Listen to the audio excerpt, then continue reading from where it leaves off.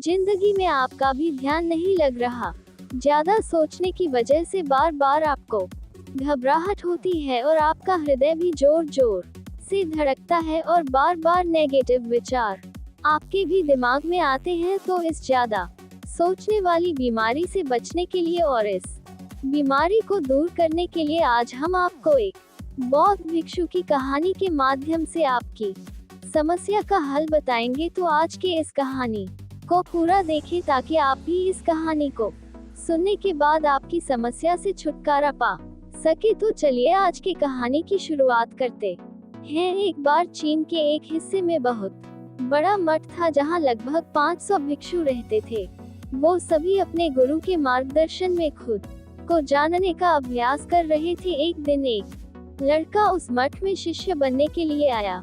उसने मास्टर से कहा, मास्टर मैं खुद को जानना चाहता हूँ, मैं सच की तलाश कर रहा हूँ, मैं पता लगाना चाहता हूँ कि सच क्या है। मास्टर ने उसकी ओर देखा और कहा कि अगर तुम सच जानना चाहते हो तो तुम्हें अपना पूरा जीवन दांव पर लगाना होगा। सच को जानने में तुम्हारा पूरा जीवन लग सकता है, फिर भी इस बात की गारंटी नहीं है कि तुम्हें इस जीवन काल में सच का पता लगेगा या नहीं।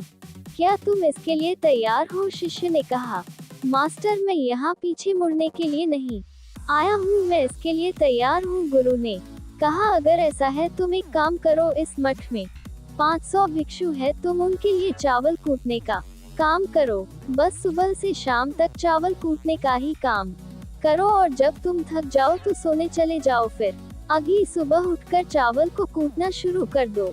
इसके अलावा कुछ और मत करना, किसी और चीज के बारे में मत सोचना। बस इस रास्ते पर चलते रहना और दोबारा मेरे पास मत आना। जरूरत पड़ने पर मैं खुद तुम्हारे पास आऊंगा। उस लड़के ने गुरु के आदेश का पालन करते हुए चावल कूटना शुरू कर दिया। उस मठ में 500 शिष्य थे, उन सभी को समय समय पर भोजन की आवश्यकता पड़ती थी, इसीलिए वह बहुत जल्दी उठ जाता था और रात को देर तक चावल कूट रहता था। जब वह थक जाता तो उसी कमरे में सो जाता था जहां वह चावल कूट था। वह किसी से बात नहीं करता था और न ही कोई उससे बात करने के लिए उसके पास आता था। कुछ महीनों तक चावल कूटते हुए उसके मन में पुराने विचार आते रहे, लेकिन उन विचारों को कोई नया विषय नहीं मिला तो वह अपने आप ही मिट गए। धीरे धीरे उसके मन में विचार कम होने लगे। कुछ सालों के बाद तो वह अपना नाम तक ही भूल गया। वह हमेशा चुप रहता और विचारहीन अवस्था में बस चावल कूट रहता। उसने ना तो कभी ध्यान किया था और ना कभी शास्त्र पढ़ा था। मठ के बाकी शिष्य उसे मूर्ख समझते थे। ऐसा करते हुए 12 साल बीत गए। 12 साल बाद एक दिन मास्टर ने घोषणा की, अब मेरा आखिरी समय आ रहा है और मुझे अपना उत्तराधिकारी चुनना है जो मेरे बाद मठ का मुखिया होगा।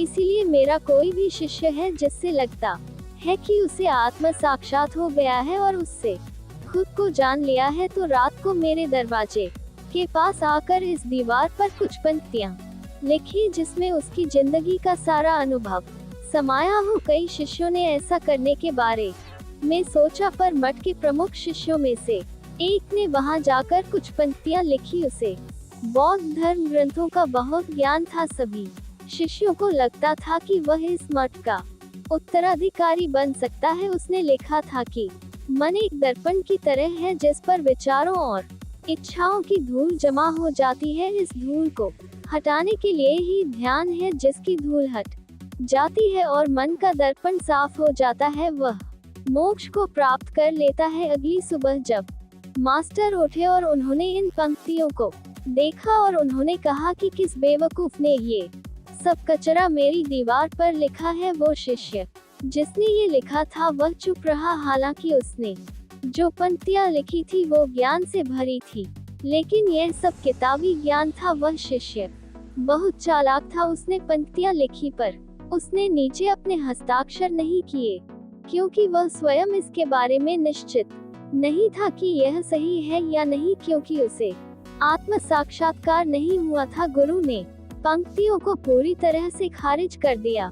ये देखकर सभी हैरान रह गए। ये घटना पूरे मठ में चर्चा का विषय बन गई। इस विषय पर बात करते हुए दो शिष्य उस शिष्य के पास से गुजरे जो 12 साल पहले यहाँ आया था और दिन रात चावल कूट रहता था। दोनों की चर्चा सुनकर वह धीरे से हंस पड़ा। दोनों शिष्य ने उसे पूछा कि तुम क्यों हंस रहे हो। दोनों शिष्य की नजर में ये चावल कूटने वाला तुच्छ ही भिक्षु था। किसी ने उसे ना तो कभी ध्यान करते हुए देखा था, ना ही कभी शास्त्र पढ़ते हुए। हर कोई उसे मूर्ख समझता था जो बस चावल को ही जानता था। उस मठ में बहुत बड़े बड़े विद्वान थे, लेकिन उस चावल कूटने वाले को किसी से कोई मतलब नहीं था। इसीलिए वह दोनों शिष्य उसे मुस्कुराता हुआ देखकर चकित रह गए। उन्होंने फिर उससे पूछा कि तुम क्यों हंस रहे हो। उसने जवाब दिया, मैं इसीलिए हंसा कि मास्टर सही बोल रहे हैं, ये सब पंक्तियां कचरा है, इन पंक्तियों का कोई मूल्य नहीं है। वह दोनों शिष्य चौंक गए।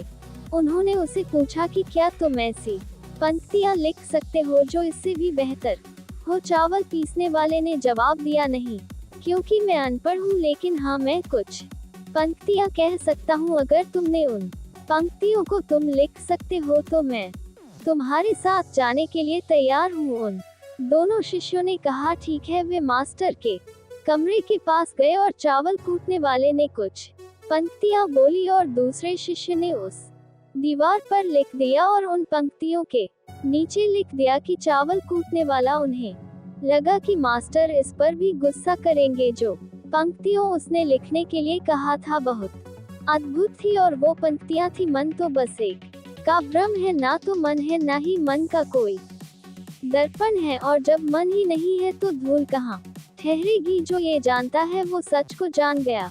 जब गुरु ने ये पंक्तियां देखी तो वे आधी रात को उठे और चावल कूटने वाले के पास गए। वह सो रहा था। मास्टर ने उसे जगाया और कहा कि ये लो मेरी छड़ी और मेरे वस्त्र ले लो। आज से तुम मेरे उत्तराधिकारी हो, लेकिन इस मठ को छोड़कर कहीं दूर चले जाओ, क्योंकि इस मठ में बहुत सारे विद्वान हैं जो खुद को तुमसे ज्यादा श्रेष्ठ मानते हैं और वो तुम्हें मार देंगे। वो इस बात को बर्दाश्त नहीं कर सकते कि एक साधारण सा चावल कूटने वाला उनसे ज्यादा विद्वान निकला। तुम्हें वो सारा ज्ञान हो गया है जो मुझे है। तुम्हें ये सारा ज्ञान चावल कूटते कूटते हुआ है, और मुझे पता है कि तुम जहाँ भी जाओगे लोग तुम्हारे पास आने लगेंगे, क्योंकि जब कोई फूल खिलता है तो उसकी महक हर तरफ फैलने लगती है। उसने अपने गुरु के पैर छुए और रात को ही वहाँ से चला गया। अगर हम अपनी जिंदगी में देखें तो पाएंगे बहुत से लोग सोचते हैं कि ध्यान केवल एक ही जगह बैठकर आंखें बंद कर ही किया जा सकता है, लेकिन हकीकत में ऐसा नहीं है। ध्यान तो चलते चलते भी किया जा सकता है, अपना कुछ काम करते हुए भी ध्यान किया जा सकता है। असल में ध्यान का मतलब यह है कि आप जो भी काम कर रहे हैं उसे अपनी शिद्दत से करें कि आपको आपके शरीर का ख्याल भी ना रहे। बिल्कुल उस चावल पीसने वाले की तरह जो चावल कूटने में इतना मग्न हो गया कि उसको खुद का कोई ख्याल ही नहीं रहा। उसने चावल कूटते हुए ही उसने आत्म साक्षात्कार प्राप्त कर लिया। हर समय वर्तमान में रहना और कुछ नहीं सोचना। मन तब तक ही है जब तक विचार है। जब विचार ही नहीं रहेंगे तो मन भी गायब हो जाएगा। जब मन ही नहीं रहेगा तभी तुम अपने आप को अच्छे से जान पाओगे। असल में हमें अपने वास्तविक रूप को जानने के लिए कोई अन्य साधना करने की आवश्यकता नहीं है। हम जो कुछ भी कर रहे हैं बस उसमें हमें पूरी तरह से खो जाने की जरूरत है। अपने काम में इस कदर से लीन हो जाओ कि आपका काम भी ध्यान बन जाए। ज्यादा सोचने वाले लोगों के लिए दूसरी रहस्यमयी कहानी अब हम आपको बताएंगे, तो चलिए कहानी की शुरुआत करते हैं। एक गांव में एक आदमी रहता था जो ताले तोड़ने के मामले में एक्सपर्ट था, यानी कि जहां कहीं भी ताले तोड़ने की बात आती थी या लॉक को खोलने की बात आती थी तो उसका नाम सबसे पहले लिया जाता था। एक दिन कुछ समझदार लोगों ने उसकी परीक्षा लेनी चाहिए और उसको बता दिया गया कि आपको इस तारीख को आना है और ताले को तोड़ना है। जब वह समय के अनुसार तय दिनांक को वहां पहुंच गया तो उसको प्रतियोगिता के नियम समझा दिए गए। आपको एक बॉक्स में बिठा दिया जाएगा और उस बॉक्स को पानी में उतार दिया जाएगा। आपको ताला खोलकर बाहर आना होगा। इस बीच आपको लगता है कि लॉक आपसे नहीं खुल पाएगा, तो आप इमरजेंसी बटन को दबा सकते हैं और ऊपर आ सकते हैं, लेकिन आप प्रतियोगिता में हार जाएंगे। उसने सभी नियमों की हाँ कर दी और पानी में चला गया। जैसे ही वह पानी में पहुंचा तो उसने जेब में से एक तार निकाला और लॉक को खोलने की कोशिश करने लगा। 4 से 5 बार कोशिश करने के बाद वह बार बार विफल हो रहा था, लेकिन उससे लॉक नहीं खुल रहा था। अब ज्यादा समय तक पानी में रहना उसके लिए और भी मुश्किल था, क्योंकि सांस रोकना आसान नहीं था। फाइनली उसने अपना पूरा दिमाग लगाया और एक बार अंतिम प्रयास किया। वह विफल हुआ और उसने इमरजेंसी बटन दबा दिया। धीरे धीरे ऊपर आने लगा। पानी के ऊपर आए बॉक्स को बाहर निकाला गया और हल्का सा धक्का देकर खोला गया। वह अचंभित हो गया कि एक बार भी मेरे दिमाग में ये ख्याल क्यों नहीं आया कि मैं इसको धक्का देकर खोलूं। हो सकता है कि यह लॉक ही ना हो तो यही होता है। जब हम भी बहुत ज्यादा सोचते हैं तो इसका खामियाजा हमें भुगतना पड़ता है। कभी कभी ना सोचने से भी जवाब मिल जाता है। इसलिए किसी ने कहा है कि जो कुछ नहीं करते वह कमाल करते हैं। जी हाँ दोस्तों, ये बात बिल्कुल सही है। कभी कभी दिमाग को जब हम शांत रखते हैं और ठंडे दिमाग से सोचने की कोशिश करते हैं तो हमें बेहतर समाधान मिल जाता है। अब हम आपको बताएंगे कि ज्यादा सोचने की यह बीमारी के मुख्य कारण क्या है, जिससे आपको ज्यादा सोचने की बीमारी हो जाती है। अत्यधिक सोच के कुछ मुख्य कारण। पहला कारण, वर्तमान से ज्यादा भूतकाल या भविष्य के बारे में ज्यादा चिंता करना। आप जो काम अभी कर रहे हैं उससे ध्यान हटाकर अपना ध्यान बीते हुए समय या आने वाले पर लगाएंगे तो आप ओवरथिंकिंग के शिकार होते जाएंगे। दूसरा कारण, काम का ज्यादा तनाव होना। जब वर्कलोड ज्यादा होता है तो दिमाग भी तेजी से चलने लगता और ये तनाव का रूप ले लेता है और दिमाग में वह विचार भी आने लगते हैं तो काम से संबंध ही नहीं है और लोग ओवरथिंकिंग के शिकार हो जाते हैं। तीसरा कारण, डर का बना रहना। जब व्यक्ति के अंदर डर होता है, जैसे नौकरी छूट जाने का डर, प्रमोशन ना होने का डर, काम में असफल हो जाने का डर, पैसे ना मिलने या डूब जाने का डर, व्यक्ति इस डर को लेकर कल्पना करता रहता है, भले ही ऐसा ना होने वाला हो, लेकिन धीरे धीरे ये डर उसे जरूरत से ज्यादा सोचने पर मजबूर कर देता है। चौथा कारण, कॉन्फिडेंस की कमी। जब व्यक्ति में किसी काम को करने के प्रति उलझन बनी रहती है तो कॉन्फिडेंस कम होता जाता है, जिसके चलते नकारात्मक विचार दिमाग को घेरना शुरू कर देते हैं और व्यक्ति ज्यादा सोचना और चिंता करना शुरू कर देता है। पांचवा कारण, चीजों के बारे में सकारात्मक से ज्यादा नकारात्मक विचार। जब व्यक्ति छोटी छोटी बातों के नकारात्मक पहलू के बारे में ज्यादा सोचना शुरू कर देता है तो धीरे धीरे व्यक्ति ओवरथिंकिंग का शिकार होता जाता है। क्या ओवरथिंकिंग यानी अत्यधिक सोच से छुटकारा पाया जा सकता है?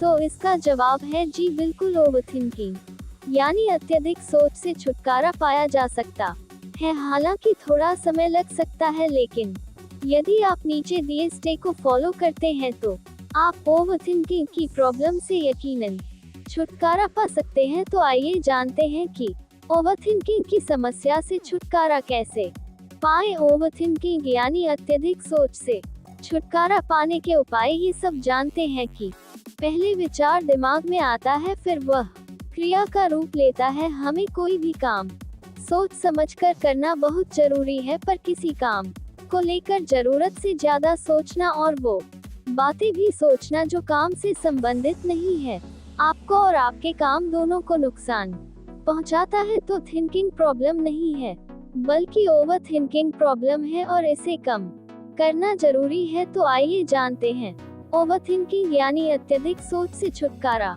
या कम करने के उपायों का पहला उपाय, स्वीकार करें कि आप जरूरत से ज्यादा सोचते हैं। इस बात को मन से स्वीकार करें कि आप ज्यादा सोचते हैं और आपको ऐसा नहीं करना है। जब आप इस बात को स्वीकार कर लेंगे तो आप इससे छुटकारा पाने के लिए अपने आप को तैयार कर लेंगे। आप ओवरथिंकिंग को लेकर जागरूक हो जाएंगे। जब भी आपको लगे कि दिमाग में फालतू विचार चल रहे हैं, तुरंत उसे वहीं रोक दो और यह सोचना शुरू करो कि आपने सोचना कहाँ से शुरू किया था। तब आपको मालूम होता जाएगा कि आप कितनी फालतू की बातें सोचकर अपना समय और शक्ति बर्बाद कर रहे हैं। दूसरा उपाय, हमेशा सकारात्मक सोचने की कोशिश करें। क्या गलत हो सकता है की जगह क्या अच्छा हो सकता है सोचे। नकारात्मक विचार डराते हैं और आपका दिमाग चिंता से दौड़ने लगता है। जब आप उन नकारात्मक चीजों पर ध्यान केंद्रित करने लगते हैं जो कहीं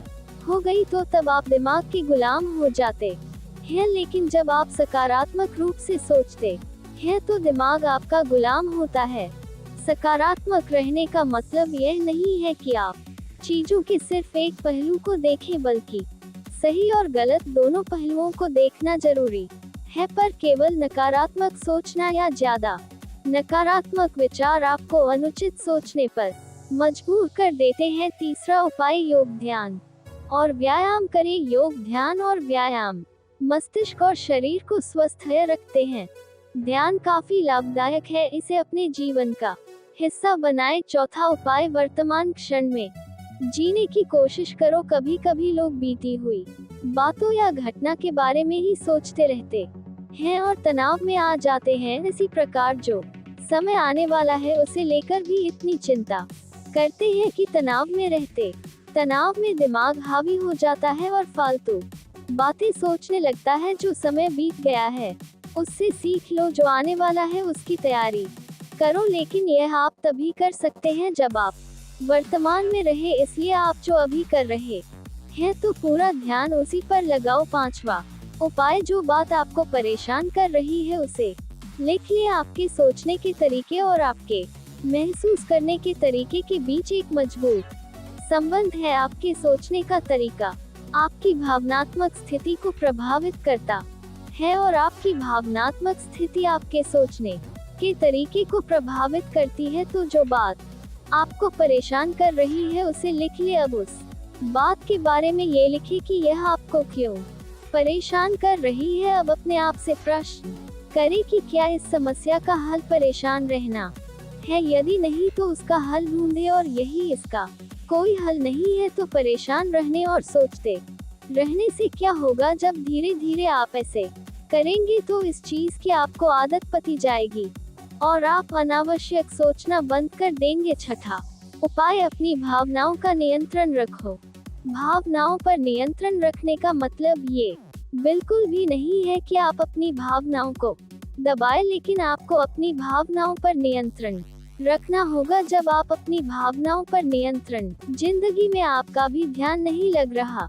ज्यादा सोचने की वजह से बार बार आपको घबराहट होती है और आपका हृदय भी जोर जोर से धड़कता है और बार बार नेगेटिव विचार आपके भी दिमाग में आते हैं। तो इस ज्यादा सोचने वाली बीमारी से बचने के लिए और इस बीमारी को दूर करने के लिए आज हम आपको एक बौद्ध भिक्षु की कहानी के माध्यम से आपकी समस्या का हल बताएंगे। तो आज के इस कहानी को पूरा देखें ताकि आप भी इस कहानी को सुनने के बाद आपकी समस्या से छुटकारा पा सके। तो चलिए आज की कहानी की शुरुआत करते हैं। एक बार चीन के एक हिस्से में बहुत बड़ा मठ था जहां लगभग 500 भिक्षु रहते थे। वो सभी अपने गुरु के मार्गदर्शन में खुद को जानने का अभ्यास कर रहे थे। एक दिन एक लड़का उस मठ में शिष्य बनने के लिए आया। उसने मास्टर से कहा, मास्टर, मैं खुद को जानना चाहता हूँ, मैं सच की तलाश कर रहा हूँ, मैं पता लगाना चाहता हूँ कि सच क्या है। मास्टर ने उसकी ओर देखा और कहा कि अगर तुम सच जानना चाहते हो तो तुम्हें अपना पूरा जीवन दांव पर लगाना होगा। सच को जानने में तुम्हारा पूरा जीवन लग सकता है, फिर भी इस बात की गारंटी नहीं है कि तुम्हें इस जीवन काल में सच का पता लगेगा या नहीं।